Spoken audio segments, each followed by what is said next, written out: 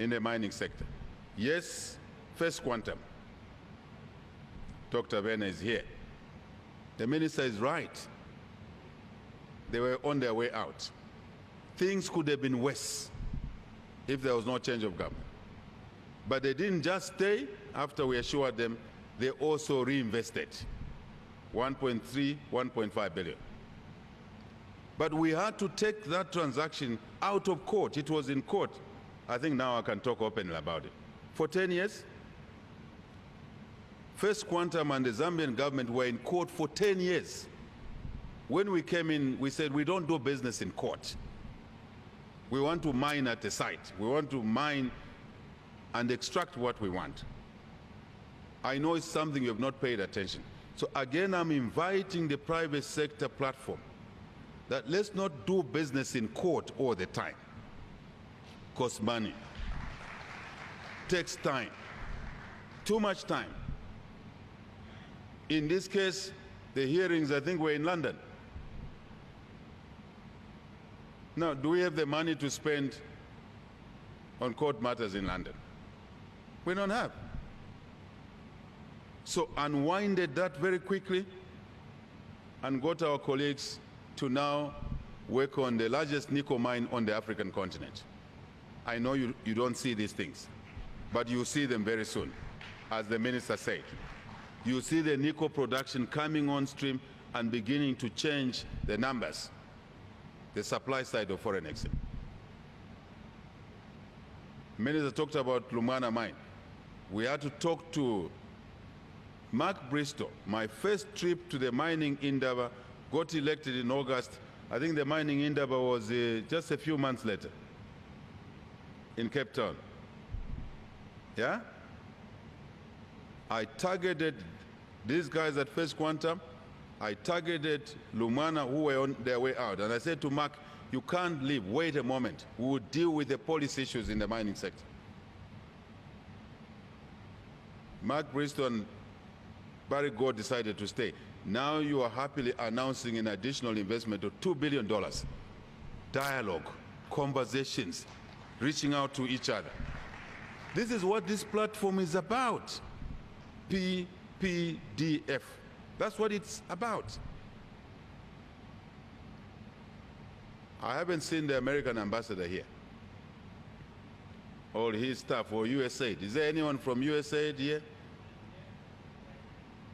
Ah, hello. My first trip to go to the UN General Assembly as a missionary for Zambia. I said, I can't come and speak. People expect you to speak nicely in the UN General Assembly there. That's good enough, but that's nothing. We started interacting with American colleagues, investors, attracting them. Today we are proud to say that we have the Mingomba project, Dr. Ben, going on, hived out of a mine with a large license area, but not exploring.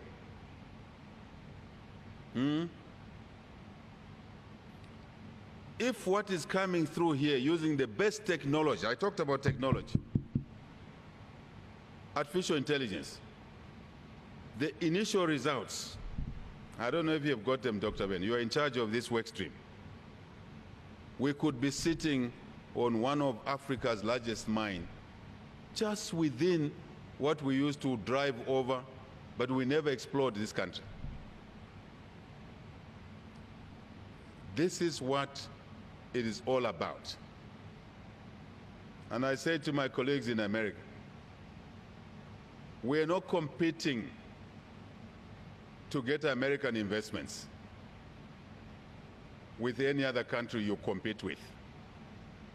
When I go to Washington, I'm not against Beijing. When I'm in Beijing, Americans must know I'm not against Americans. I'm not against Washington, no. We want the best for Zambia from east, west, south, north, middle. So we are proudly able to say Cobalt of America is making a huge, huge effort in what was called the original Lubambe mine. Now the Mingomba project hyped out. Good work going on there. And we're hoping that we'll be able to use that asset. Someone here was talking of old mines. A completely new mine that could add on to the 3 million tons we're talking about.